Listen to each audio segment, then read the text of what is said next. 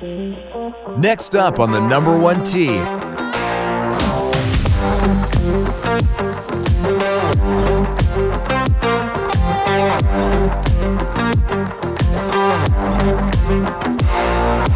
Hello and welcome back to your digital tea time. My name is Tori and I am your host. This podcast is all about women's golf. We go from all different directions, and I really appreciate everyone that's been listening. If you have time to give it a quick 5-star written review, I'd really appreciate it. It helps grow the podcast. It helps get it out there. Or even if you want to send a screenshot and send it to your best golfing buddies, I would greatly appreciate it. It helps a ton. But today we have Michael Hutchinson here with us, a gentleman, a golfer that went from a 10 index to a 1 index in 18 months. And he's here to share all about it. And you also refer to yourself as a professional golf or data nerd. Oh, yeah. No, I professional data nerd first, amateur golfer second. Of course, the obsessions are flipped. I would love to spend more of my time on the golf course. But I do manage a data science team in my work life. I love it. But thank you so much for having me on. This is great. I'm happy to be here because one of the things I hear a ton is I want to become a single digit handicap. Yeah. And so your journey over the past 18 months from going from a 10 down to a 1 is amazing. But we can even put it in reference to, let's say you're a 15 and you want to get down to an 8. All the things that we're going to talk about are for just improving your game at all levels. So I can't wait to dive in. But this past weekend was the Phoenix Open and the Super Bowl here in Phoenix.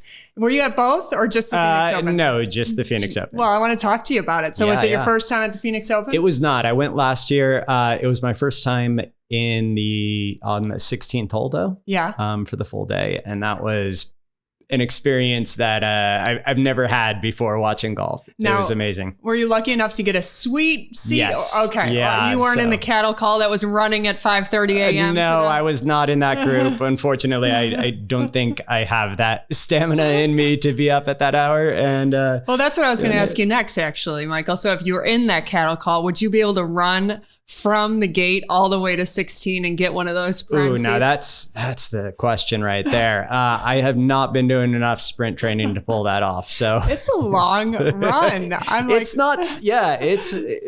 They're going at full sprint. Yep. I don't think I would have made it. Yeah. I would let others pass me probably. And well, we would settle at a seat that was maybe a little farther up. But what did you think of the Phoenix Open? Not just being at the 16th hole, but also last year you were, walking throughout the tournament, I imagine. So what do you think of the Open? I mean, it is the most impressive golf tournament that I've been to. And I think golf really needs more of it. Yeah, I haven't been to the Masters. Yeah. I haven't been to the US Open. So we're comparing it to the Fortinet championship. No, and that's fine. But I'm eager to see what about the Phoenix Open do you think needs to kind of migrate over to the other golf I think the tournaments? Fun. It's just fun. People are out there, you can tell that the players are really enjoying their time out there. The fans. It gets a reputation, obviously, for, Saturdays being a bit wild and people really aren't there for the golf, but more for the party. And I don't know. I wasn't there on Saturday. I didn't see a lot of that, but people were really interested in the golf. And I think with, what's happening on Netflix with Full Swing, all these kind of things happening at the same time, it's really going to bring golf to a whole new slate of potential viewers, people that may be interested that, have faced barriers to entry that have prevented them from taking up the game previously. It makes it more approachable. And it kind of gets it away from that old, pants tucked in, change your shoes in the parking lot. All those kind of dumb arguments that we have on Twitter.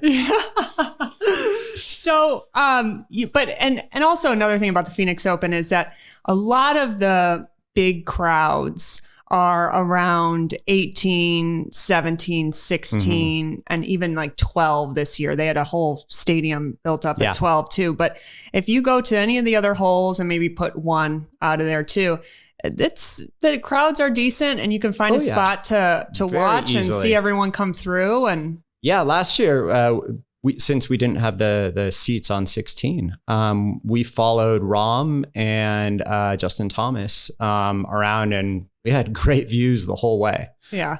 So yeah, it's not like it's you would go there and you're fighting for elbow room unless you're trying to get one of those bleacher seats on 16. Yeah. So you were, I was looking at your Twitter feed this morning, and it looks like you were by the green on 16.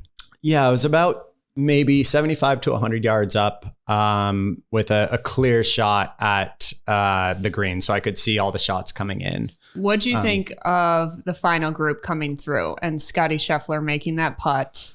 And that was the tournament right there. It's unbelievable. So I had been rooting for Nick Taylor. And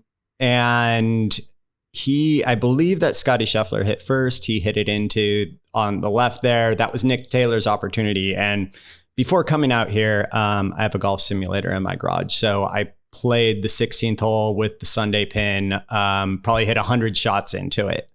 And the target there is short and right of where that pin is. If you want to be conservative and just ensure par. So once Scotty hit that shot, I expected Nick Taylor to really just kind of play it, maybe I make a 25, 30 footer. But just going for par. I don't know. I would love to know what his target was. But it looked like he was going straight at the pin, and obviously just a couple yards short. Very small margin of error to miss, and ended up making bogey, and Scotty drained the putt for birdie. Or for par. And Well, and Nick Taylor had such a solid round. Yes. That day. I mean, no blemishes on the scorecard. Nope. So maybe he was thinking, I'm feeling good. I'm just going to stay aggressive, continue to be aggressive, and go towards the pin. And it was very close to stopping. It was very close. I thought it was going to stop. I'd seen a few come in that way, and I think he just had a little bit more spin than them. But I also think he's playing with guys that are outdriving him by a significant amount. And so maybe a little, hey, we're all equals on this par 3 kind of came in to his mind. I don't know. It was fun to watch. Ask him. It was a great tournament. I had so much fun being there. Yeah. Can't wait till next year. Now, where are you from? I am from Sacramento, California. Okay. So grew up in a little town outside of there. Worked in the Bay Area for a while and recently moved back so that I could live on a golf course. So excellent. Well, one other thing I wanted to get to about the Phoenix Open was you put on your Twitter feed Max Homa's flop shot on 16. And your caption was the risk of a flop shot. And you kind of went into, is it really worth it? Yes. Is the flop really worth it? I need to hear what you think about that, because I enjoyed that post a lot, because, sometimes we're always thinking flop, and maybe we shouldn't. When I played in high school, that was my go-to, and I would, open up that 60 degree and just hack at it. And I was actually pretty decent at it, but I practiced it a lot, and I still think it would have been the wrong move in almost, all the cases that I used it. If somebody of Max Homa's skill, he's probably, playing within the top 5 in the world right now. Yeah. And if he, is hitting that shot where it goes up and he's 2 feet short of his target, that just shows you how tiny the margin for error is on those flop shots. And would it be better to just kind of chip up and take your chances with a 10 to 15 footer? Yeah. Statistics would probably say yes, but and I mean, we're going to get into that too, and just about strategy and how that could help your game improve and then your handicap index. But how's your game going? So you live in Sacramento, so you can play year round. Yeah. Theoretically, I am not a play in the cold kind of guy, which is oh my God, I hate playing in the cold. Isn't it the worst? It's the worst. I'd rather. So I'm here in Phoenix. I would rather 110 than 50 degrees. Yeah. Yeah. No, I was thinking about going to the range last night and stepped out into this and was like, no, that's a little bit too cold for me. But hence why I have the indoor simulator. Yeah. So my game right now is I haven't been playing as much as I would like, but I've been practicing a decent amount. Yeah. So there's going to be, as we get closer to what my season is, which is just a range of, random tournaments and things like that. Yeah. That's when I'm really going to start tightening up and doing a lot more on-course work. Whereas right now, there's been a lot of kind of technique work, strength, speed work, things like that. And is there anything specific that you can work on with your simulator? I mean, is it as good as being on a range? I think it's better. Oh, you do? I do think it's better. Yeah. As long as you have a good mat, because all the data that you get, and again, I'm a data guy, tells me exactly what I'm doing. Now I can learn and I can look at the way that the golf ball is traveling on a range, but generally there I'm using, worn out range balls that may or may not have dimples. So can I trust the flight on that? And for me, just being able to be in my own environment there, it's really, I find it relaxing, and I also find it helps me to focus and be very intentional about what it is that I'm practicing. Yeah. And what are you working on right now? Oh man. And you can get a little nerdy on me. But sure. I'm actually working on keeping my center of mass back with the driver to help increase speed. And so I'm doing a lot of speed training there, doing a lot of bouncing between, so I have 2 driver swings. I have my all out. There's not trouble other than some rough and maybe some trees. Yeah. And I have my get it in the second serve swing. Oh, I like that second serve. Yeah. And then, I try to bounce between driver, wedge, driver, short iron, things like that, because they are very different swings. Yeah. And I find that if I focus too much on one to the exclusion of the other, I end up taking some of those, angle of attack issues that I may have with my driver over to my irons. And I don't want to do that. Yeah. Interesting. Yeah. The Molly, my friend who I play most of my golf tournaments with when it's a partner event, we have a driver swing called the Ricky Fowler swing, because we heard on one of the interviews, Ricky was talking about, different swings with his driver, and that one of them is like a get it in the fairway swing. So when we're in a situation where there is trouble all over the place, or even if we're struggling with our driver, we'll be like, okay, let's Ricky Fowler this down the fairway. Tee it down. Just get it safe. Exactly. No, and there's those rounds too when you're just not finding it, and you need to have that backup. Yeah. And another thing that was so amazing about Scotty Scheffler on Sunday, where he really did not have his driver in check for most of the day. No, that left miss came out. Oh gosh, the left miss. And then you're thinking, it's too much. So, all right. So let's get into your journey and how it started, and when did you start playing golf, and how did this whole adventure start from, really concentrating on your game and eventually going, making that drastic leap from 10 to 1 handicap index? Yeah. So I grew up playing baseball. And then we moved to a house that had basically a giant empty field in our backyard. And I was not a very good baseball player, but I soon found, after hitting a lot of golf balls into that field, that I was a decent enough golfer, and it kind of fit how I like to play. I like to be a little bit more solo, where it's all either on me and I can take the, if I screw up, I'm not messing it up for others. And if I win, then all right, great. Yep.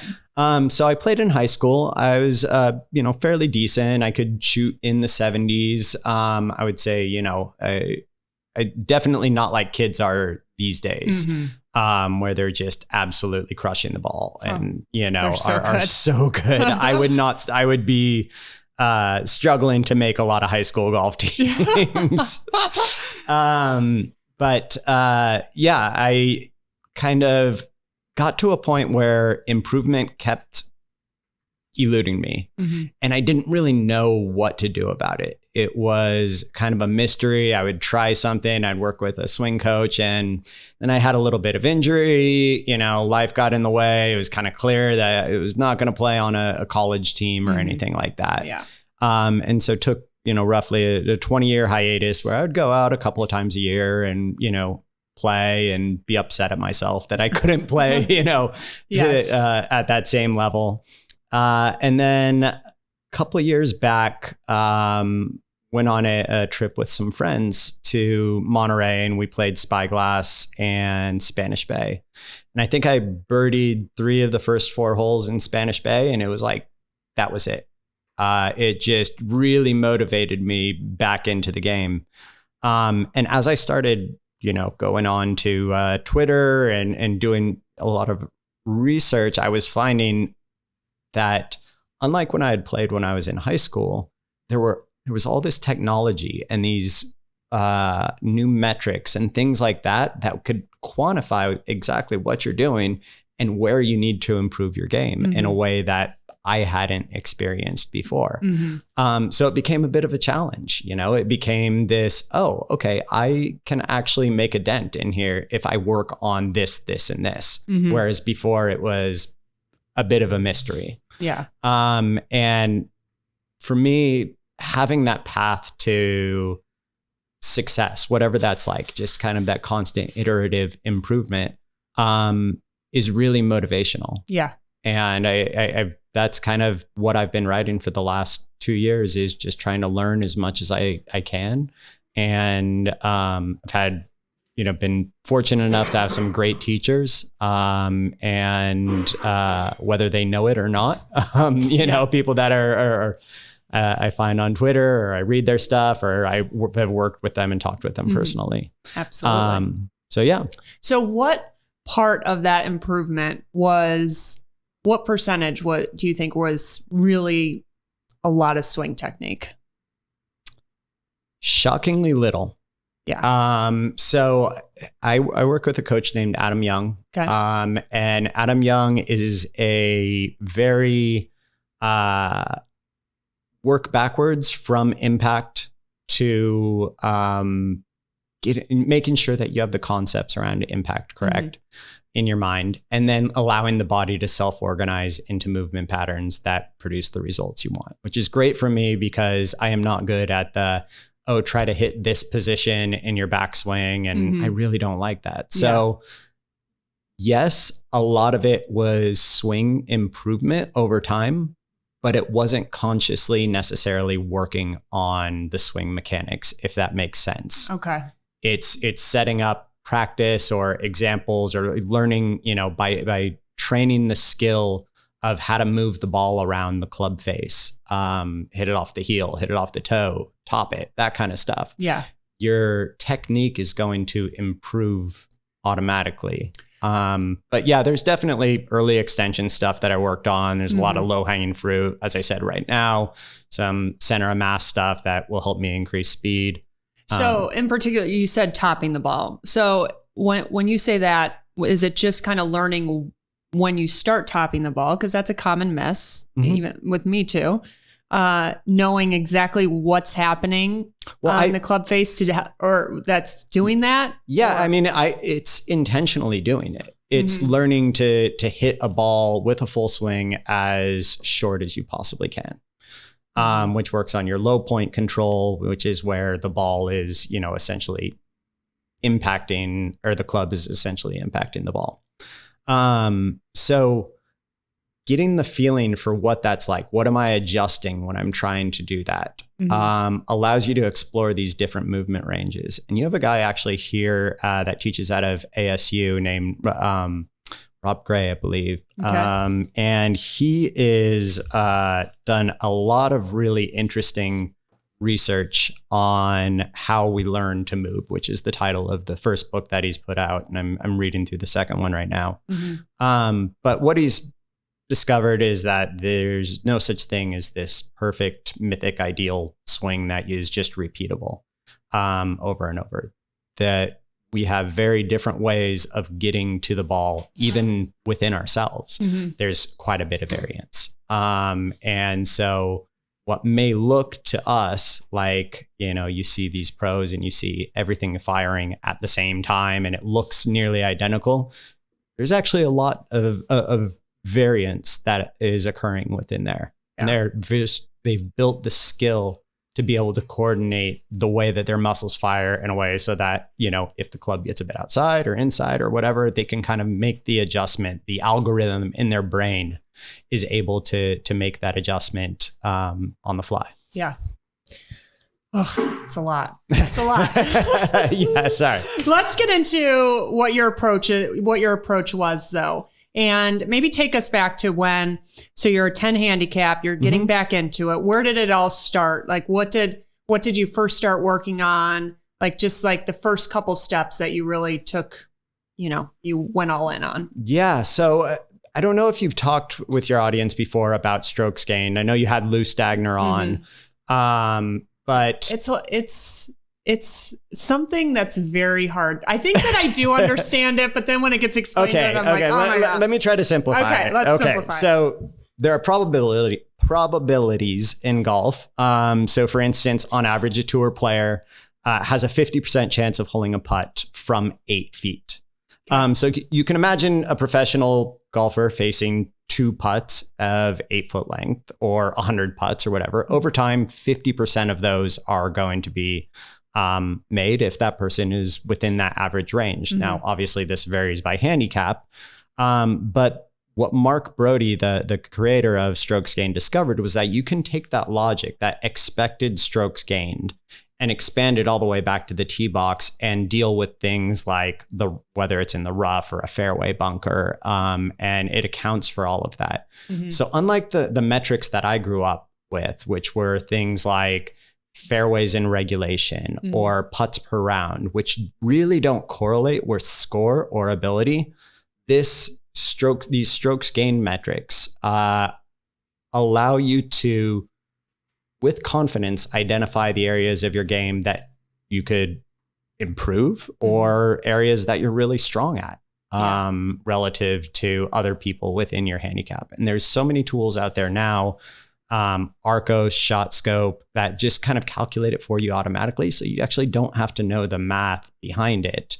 You just have to know how to enter the shots. Exactly. And it's, for me, that, as a data person, finding out where I was losing strokes was the first step in order to become a better golfer. Towards the beginning of your journey, where were you losing strokes? Did you find?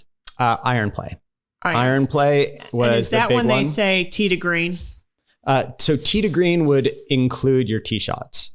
Okay. So strokes gained is divided into off the tee, approach, around the green, putting, and there's recovery in there somewhere, but nobody really talks about that. Okay. We won't talk about that. We'll leave recovery for another time. So, but when you're looking at your numbers, what is telling you, okay, my irons are what I need to work on? Yeah. So I would look at, I would pull up on my Arcos app and I would look, and relative to my goal of a 0 handicap, I would see that, I'm losing 7 strokes, over the course of a round, to people that are scratch, right? Okay. So for instance, you're a 10 handicap and it's saying that you're 7 strokes behind a scratch golfer just on your iron play. Just on my iron play. So, and then maybe if you're looking at your putting stats, maybe your putting stats were the same, or my putting closer margin. My putting was generally like I was difference. losing 2 or 3 strokes. Chipping, I was actually better than scratch. Off the tee could vary day by day because I didn't have a lot of face control and would hit,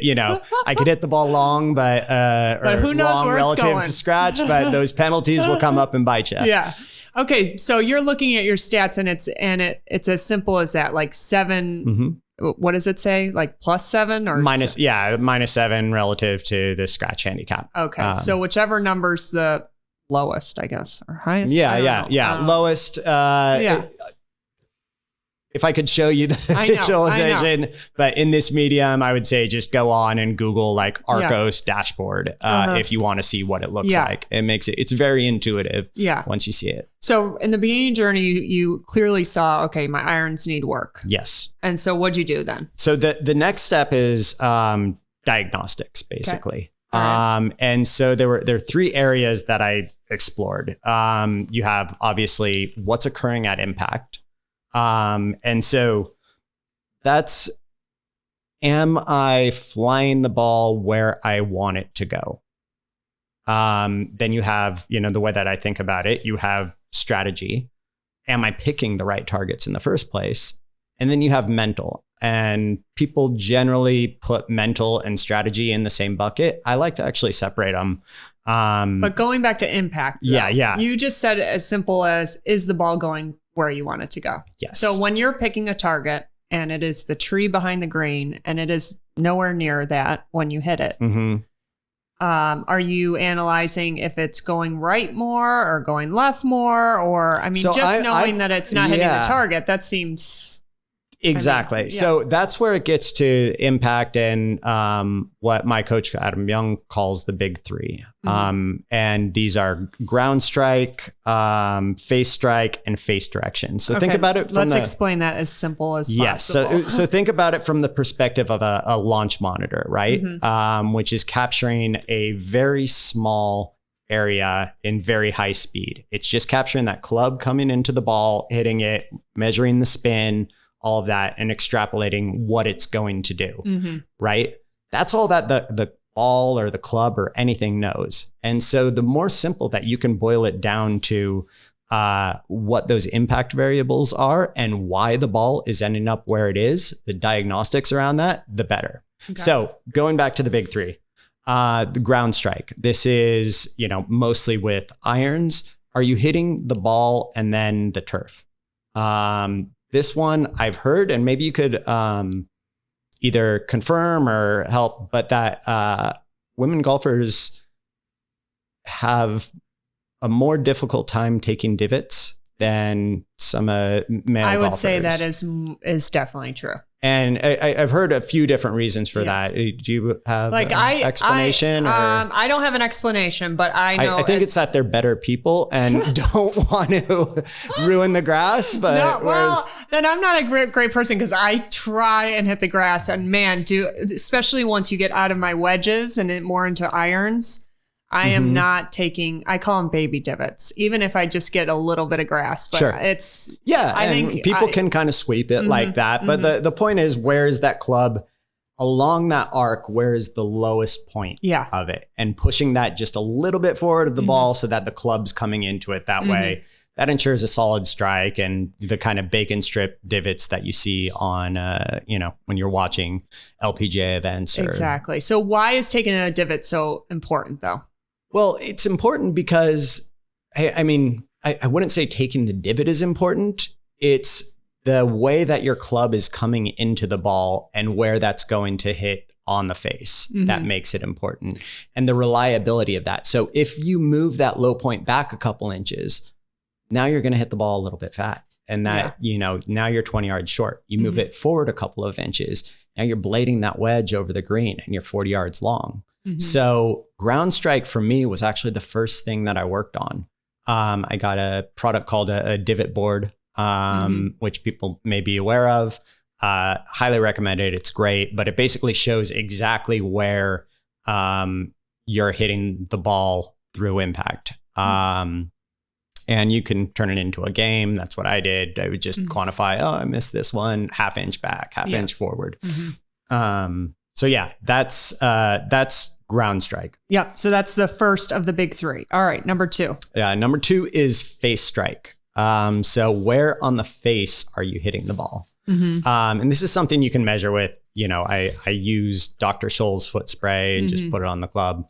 And you'll identify really quickly if you have a toe bias, heel bias, at a certain point and a certain skill level, you don't even need the spray. You can just feel it. Yeah. But face strike impacts not only how far the ball is going to travel, but also the direction that it's going to travel or curve. And I won't get into gear effect and things like that here. But essentially, if you're hitting a driver off the heel, it's going to tend to curve in a slice or a fade direction. If you hit off the toe, it's going to draw more.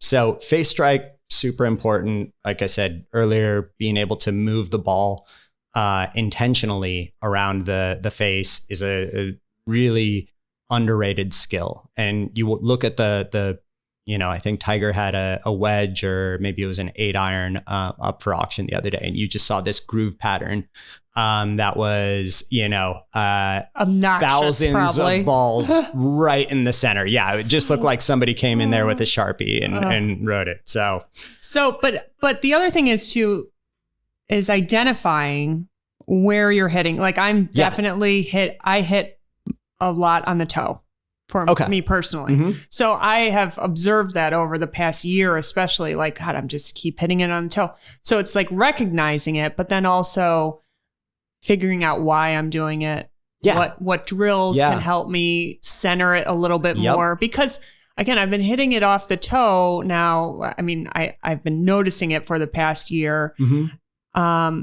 But my game is still pretty good. So it's like, okay. I mean, a toe hit is a lot safer than hitting it off the heel where you bring the hosel into play, right? Yeah. So well, we don't want to talk about that situation. There's a word that we don't want to use there.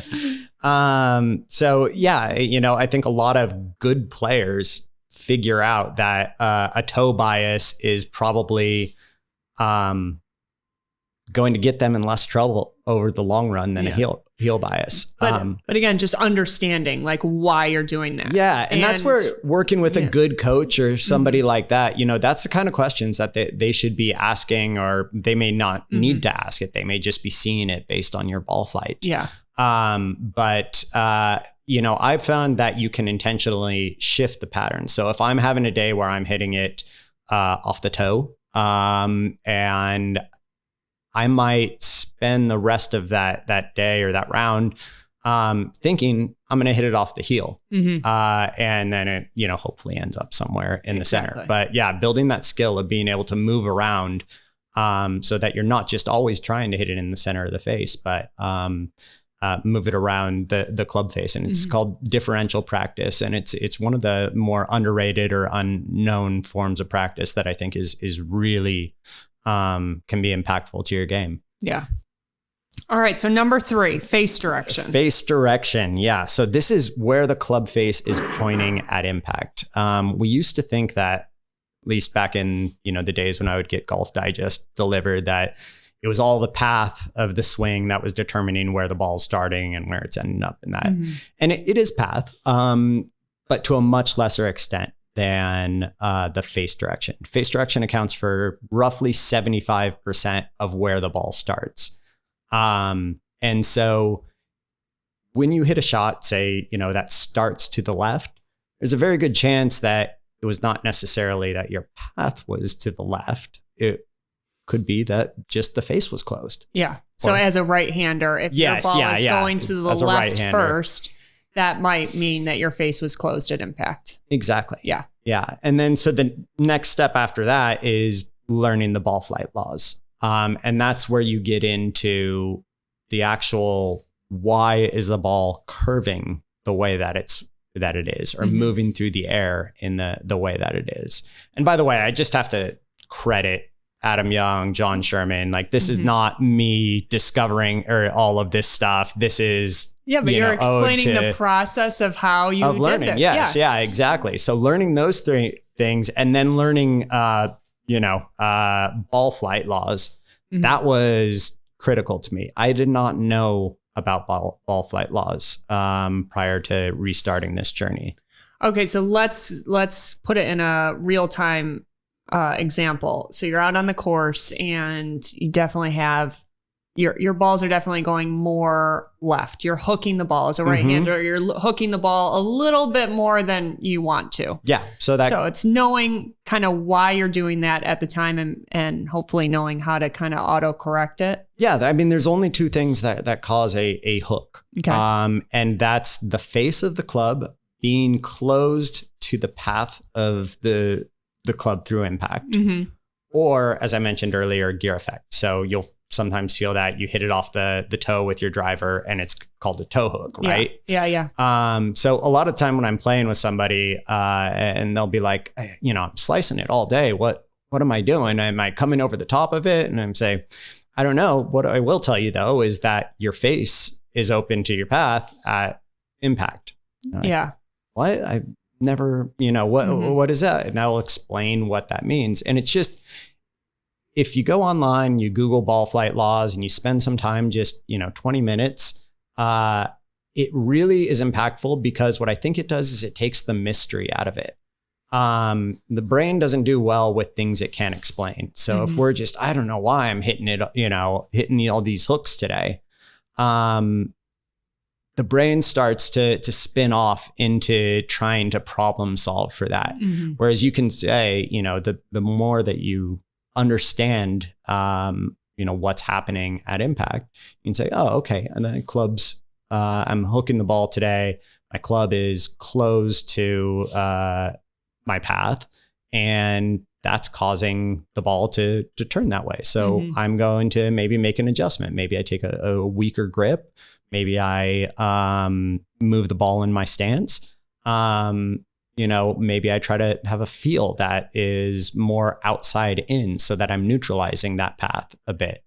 What helped you the most with the ball flight rule? Is that what you're calling it, the ball flight rules? Ball flight laws. Yeah. Ball flight laws. Okay. And that's what you would search online to just ball kind of see. Law. Yeah. If you search ball flight laws, that's ball gonna flight rules. That's hilarious. Okay. Ball flight laws. Yeah. So I think what most people tend to do is go immediately to the, I did something wrong in my technique, where there's just normal human variation in how we move. And so they'll try to overcorrect and, I came over the top of it on that one, rather than, just objectively, all right, here's what happened. And that emotional distance that you can create from what you just did is really powerful, because you're not going to carry that feeling into the next shot the same way. You're going to make adjustments if you want. Yeah. But it doesn't carry that same weight and that anxiety of, I have no idea what's going to happen here. Yeah. So what helped you the most then? What helped me the most was honestly two things. One was the technique work that I did with Adam, which was clearing up. I had a very in to out path, and as caused by, I used early extension to flatten the club through impact, which is a pretty common move. So clearing that up, creating a more neutral path. The other part of that was having the feedback of the launch monitor. Now, I know not everybody is going to have that, but in most places now there's, the ability to rent time, or work with a coach. Most coaches are. Well, let's talk about that. Yeah. Let's talk about that. So let's say you want to go out, you want to learn more about how far your clubs go, what all the numbers that we're talking about. Yep. That is something a launch monitor, a TrackMan can give you. Yeah. How do you go about doing that? Like, where do you go? So I mean, you can either go to a coach that has one. Most coaches these days do. And we'll bring one out during a lesson, for instance. Exactly. Yeah. And they'll be able to say, okay, your path is this. And, if we work on this, we can hopefully, neutralize some of those tendencies that you have, or your angle of attack is this, all of that data that we can never gather because it occurs so quickly previously. We back in the 90s, we had no idea about really any of this, at least I don't think. And it makes just such a huge difference to know that this is what's occurring through impact. So anyway, there's the one option of finding a coach. There's also, if you Google around, there's a lot more simulator type places that'll allow you to rent time. And so you can just go there and, kind of do it on your own. It does help to have somebody knowledgeable there to explain the numbers to you. I wouldn't recommend, doing a deep dive into an Excel sheet if you have no idea what those numbers mean. Yeah. But there's a few big ones that you can kind of pull out. And I'd say path or face to path is one of the ones that it's really worth spending some time trying to understand. All right. Fabulous. Okay. So anything else about ball flight laws that you wanted to touch on? No, other than just, I do highly recommend that people learn them because it makes a big difference. All right. So that finishes up impact. And we have the big three: ground strike, face direction, and then learning all about ball flight laws. Yep. Next up, we have strategy. I love talking strategy. Oh, strategy's the best, isn't it? Now, when you started your journey, was there a lot of strategy involved, you think, at that point? None. Or not yet? None. I played as poor a strategy as you could play. I took the same target on pretty much every fairway, or I would chase angles into greens, and then I would shoot for every pin. Never occurred to me that you're not supposed to do that. Like, isn't that supposed to be the target? Yeah. So exactly, right? Like we're trying to get it to the hole, so that's where I'm aiming. So I would say that strategy is really about applying knowledge of your patterns, or that dispersion of your golf shot to the course layout and the course design. Being able to kind of know, okay, if I hit 100 shots, this is, the general way that it's going to go with this club. So, I think that the big two mistakes that people tend to make are they aim for the center of the fairway on every fairway, and they aim for the pins. And maybe thinking like, why is the center of the fairway a bad target? And in most cases, it's not. But let's say that you're a slicer of the golf ball and you have OB right.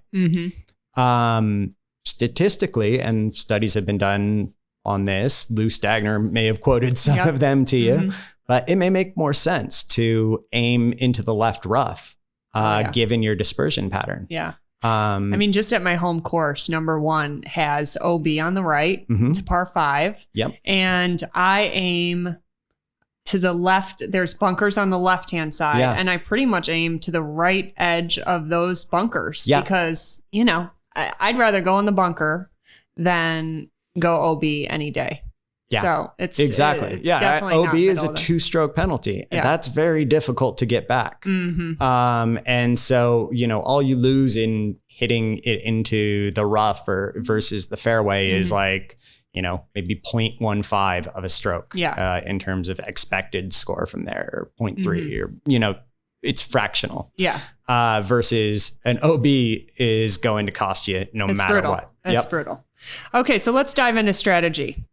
So what did you learn throughout, like what were some of the things other than, more, what's the word? Just more forgiveful. Is that a word? The targets, having better targets. What other things than just having a better target? Yeah, good question. So I think going in with a game plan is also really helpful. So, if you play in tournaments, or depending on the level of golfer you are, that you care about it, right? You may do some research ahead of time to map out, okay, here's where I want to, here's my target off the tee. Yeah. And that way, when you're up there on the tee box, you're not thinking about that or having to process that information. Our brains really work well with kind of low wave information. But the more that you're having to think and go, should I aim here or there? Yeah.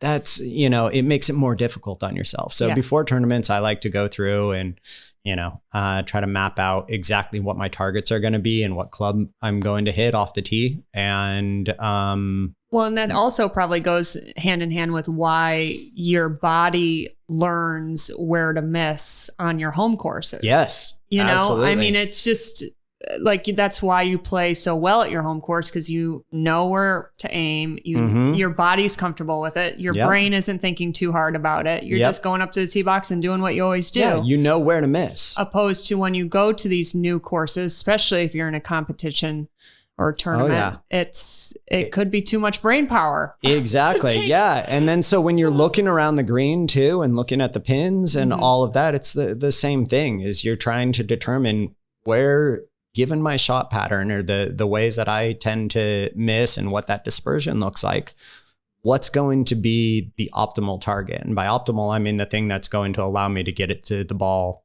on average in the fewest strokes. Yeah. And that's probably not going to be at the flag, depending on, if they've tucked it into a certain position. You really do not want to leave yourself short-sighted where you have less green to work with than you have, rough to get it out of. And that's something I've just been really focusing on just lately it's been a normal thought pattern throughout my rounds is like, okay, where's the pin? All right. Where do I want to miss? Like, where's the best place to miss?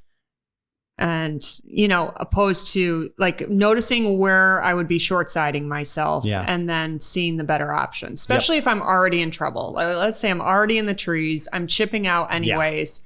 It's like, okay, where do I want this ball to go? Because I obviously can't go right at the pin.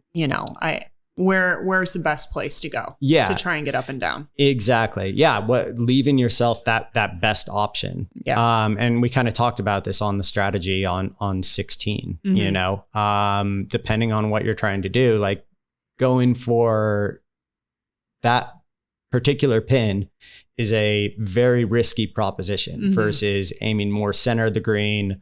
You're going to leave yourself maybe a 30 footer, but you're not going to make bogey. Exactly. All right. What's next with strategy? Actually, I think that covers a lot. Right, I mean, other than just recommendations, if you want to learn more about it, I would say John Sherman's book, Four Foundations of Golf is great. Mark Brody's book, Every Shot Counts. Scott Fawcett's Decade System. Those were really the influential ones that allowed me to start understanding how to apply strategy and think better on the course. Yeah. When you are playing around, do you have a different strategy when it's casual versus tournament? So this is on our second hole at my home course. It is a drivable par 4 if you cut it over a giant grove of trees. Yeah. Which obviously we do most of the time. Okay. So if I'm playing in a casual round with my friends and I'm feeling good, I'm going to take that shot. Yeah. It does not work out well most of the time. Yeah. And so if I'm in a tournament, I'm playing my 6-iron to the center of the fairway. And, because it's a big dog leg, then I'm just hitting a wedge in. Yeah. When do you determine not to use your driver in general? Oh gosh, this is a whole can of worms in a debate. I love it. Let's open it. Yeah. For me, I rarely use my 3-wood off the tee. Yeah. Very, very rarely. If I'm going to have a second serve or a fairway finder, it is a grip down and teed down driver. Reason for that being, there's a few reasons. One, I just have a very bad heel miss pattern on my 3-wood. So my dispersion is actually worse. Than my driver. And I'm giving up distance with that 3-wood. So for me, unless there's a very compelling reason, and I'm trying to think of what one might be right now to hit that 3-wood. Oh, I got one. Okay. Pinch points at, so fairway narrows to 20 yards and has bunkers on either side at, whatever my driver distance is. Yeah. I need to lay back a little bit. That's a good opportunity for me to hit the 3-wood because the 3-wood takes that trouble out of play. Yeah. But it even sounds like you wouldn't even pick your 3-wood. You might pick a hybrid or a long iron. Yeah. A lot of the time I love my 3 hybrid. So, and it goes close enough to the distance of my 3-wood. Have you ever thought your 3-wood might just need to get refitted? Oh yeah. It knows it's in trouble right now. And so there's going to be a TSI trip in next month, and we'll see if the 3-wood stays in the bag or if it gets updated. If it goes to the bench. I've gotten a better relationship with my 3-wood over the past year myself, but it was because I was forced to use it off the tee. Like I had the same thought. Why were you forced to use it off the tee? Because my driver wasn't doing well, so I would automatically go to my 4 hybrid, which is much less yardage. Yeah. So my coach said, you need to start using your 3-wood. And I remember one tournament, I just left my driver in the bag and I just used my 3-wood the whole day. And yeah, it was uncomfortable. That club it's tough. It's tough. Yeah. I mean, I had it when I first got it, me and that club were tight and we've since had a falling out. So I don't know what it is. Poor guy. I know. All right, let's get into mental. Yes, so, please. What do you have for us? So like I said, when most people think about mental, they think about strategic at the same time, but I'm trying to bucket this slightly differently. And for me, it is the area of the game that I predict will evolve the most over the next 5 to 10 years. I agree. As people learn the importance of mindfulness practice and how to put their brains into particular states. There's a lot of really good research that's been done by Dr. Izzy Justice using EEG machines, which measure the kind of electrical patterns within the brain. And he's found that performers of all types, but golfers do their best when their brain is in this alpha theta state. And what that basically is you're calm, but you're alert. And when you're in that state, you can enter, what we would call either flow or in the zone, or where time can even seem to slow down. You can visualize things more clearly. Outside noise and interference isn't quite coming, in the same way. And I think we used to have a very fixed mindset about the brain. Like, this person is just a hothead and that's just how they are. And, a couple of bad shots and they're going to go off the rails, or, that's how I thought about myself is, that I didn't have agency over how I reacted when I hit a particular shot. And by taking up a mindfulness practice, and for me, that's meditation, that has really shown me that I can separate myself from the emotions or what I might be feeling at any particular moment, and bring myself back to the present and the task. And it's a muscle. It's something that you have to work on to build. So it's not like I can just say, go out to the course. And if I will notice, actually, if I kind of slack off on my meditation or my mindfulness practice, that I have a much more difficult time pulling myself back to the present when I haven't been working on it. So, it's just part of, for me, I have a daily practice that includes, some meditation and some yoga. And that seems to do the trick for me, at least in allowing me to kind of quiet my brain, focus, and, enter those optimal performance states on the course. Now, it doesn't always work out that way, of course, but I'm getting better at it. Now, while you're explaining this to me, I'm thinking, okay, this is a perfect example of allowing yourself to get overly emotional, angry, excited, upset about a particular golf shot. That's what, and being able to center yourself back to the present moment. Yep. Do you think it will help with being nervous? I do. It's funny. I actually posted a question on Twitter a while back. I did a poll and I said, you arrive at a tournament with 10 minutes before your tee time. What do you do? And I gave options for, chip, putt, driving range, physical warm up, and meditation. And only 2 to 3%, I think, of people chose meditation or mindfulness or something like that. It doesn't have to be meditation in the lotus position or something like that. It can be meditative walking. For me, having tested this, I can absolutely say that my time is best spent, in meditation or some sort of mindfulness before the round. And the reason for that being, especially in this example where you're getting to the course with 10 minutes to spare, I'm probably not going to make a lot of improvements or figure out a lot on the range or, anything like that. Yeah. But I'm also probably in a very frantic state.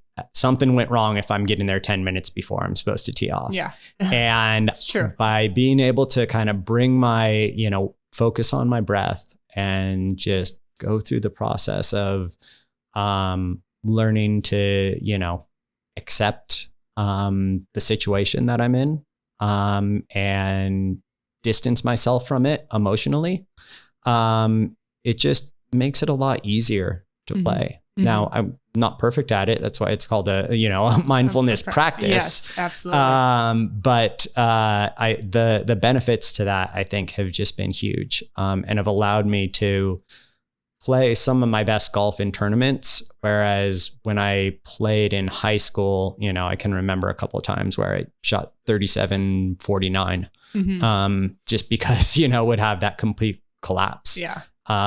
What, in your opinion, what's the biggest difference between a good tournament player and maybe someone that's not so good at playing in tournaments? Scoring well in tournaments compared to someone that doesn't score well. So first would be reps. Just how many times have you been out there and put yourself in that situation? Setting, and even if it's competitions with your friends, if it's, for me, like I'll be doing simulator tournaments, but getting yourself in that state. Thing. Wait, stop. Oh yeah. There's a simulator tournament. There's a simulator tour. Yeah. So I have never even wanted to have a simulator at my house until just now. I will show you. It's pretty amazing what you can do. Oh no, I love that. Yeah. Okay. So you can even do it at home. Okay. Yeah. So putting yourself, exposing yourself to those situations, that's the best teacher. Next to that, I would say there's a lot of people that I've played with who give up when they're not going to win. Wow, that just hit home, Michael. That just hit home. Yeah. I mean, put that in real time. Like, what do you mean? Like actually out on the course? And yeah, sure. Like some, but I mean more mentally give up, and just start, they're not going through their routine. They're just irritable and, just wanting it to be over because it's not going to, because they think that there's no way that they can win this. Yeah. So and I think that's a real missed opportunity because we can learn a lot from those rounds where we have to really grind out a score. And it may not be the score that we want, but if you can stick with it and you can, on a day when you're not striking the ball really well, figure out how to get the ball into the hole. Well, I even have to back you up there. It might not be the score to win, but it could be one of your best scores. Yeah, exactly. Yeah. Turn into it. I mean, for me, some of the most impactful rounds that I've had have been ones where I've hit the ball really poorly and I somehow figured out a way to keep it within a range of scoring that, I at the end of the day said, that was pretty good. I agree. I'm satisfied that, with what I had that day, I made the most of it. And that also is going to help you on the days when you're striking the ball really well. So, a good tournament player knows that, takes those opportunities, I think. You've seen it like going to Tiger, right? Tiger is the GOAT of being able to take a day where he's not hitting the ball well and put up an amazing score. Yep. And that resilience was built into him from a very young age. And he's just, he's obviously on another level for those mortals among us. I think, it's, we can learn from what he does and what kind of practice goes into it. So now, what do you think we can learn as older golfers that are competing? What can we learn from the younger crowd, the high schoolers, the college players that are playing? So I would say one thing, and this could potentially be, I tend to bucket this into that impact category, but the focus on speed training and being able to hit the ball a long way. So keeping your body in shape so that, as you age, you don't necessarily have to lose distance. Now, well, let's get into it because you do a lot of speed training. We kind of briefly talked about it earlier. What's your routine like? So my routine is I actually, my trainer lives here in Arizona. My best friend owns a gym not too far away. And he is helped come up with a program for me, strength training program. I also follow Fit for Golf. And they have a lot of great strength training programs. And I combine that with the Stack system, which is a I can't remember exactly how they describe it. Variable speed weight training. There's a fancy name for it, but it's by Sasha McKenzie. And you're literally swinging as fast as you can with different weights on the club. Sometimes you're adding more weight than your driver would have. Sometimes you're taking weight away from it. And all of that, most people tend to see a significant jump right in the beginning. So you can pick up 20 yards just by starting. Yeah, just by starting. Interesting. Now I would caution, of course, with, people that may not be used to physical activity or things like that. Like, you want to build a solid foundation physically before you start swinging 100%. Yeah. But I think that because it will just go far in other Yeah, directions. yeah, and you risk injury. And nobody, that's the worst thing is when you injure, you're making good progress, but you push a little bit too hard and you injure yourself, and you kind of have to go back to ground zero because you've lost 3 to 4 months. Yeah. So, just making sure that you have a solid foundation in terms of how, your body is, and that, if you do have a trainer, that you're telling them about what you're going to be working on, so that you're not getting too overloaded with the same stimulus, and that you just ease into it as well. Well, Michael, we are already 56 minutes in, and actually that flew by. I turned over my phone and I was like, holy shit, it's already 2:54 and we're at a studio. So there's another show waiting, but I wanted to wrap this up. Yeah. I wanted to have you on because, your journey from 10 to 1 is very inspirational. Thank you. A lot of my audience wants to become better. They have handicap index goals, which I know that, some say that's not really the best goals to have, but just hearing your journey and how you picked it apart, and there's things that might really work for you and use what will work best for you now, or use it all.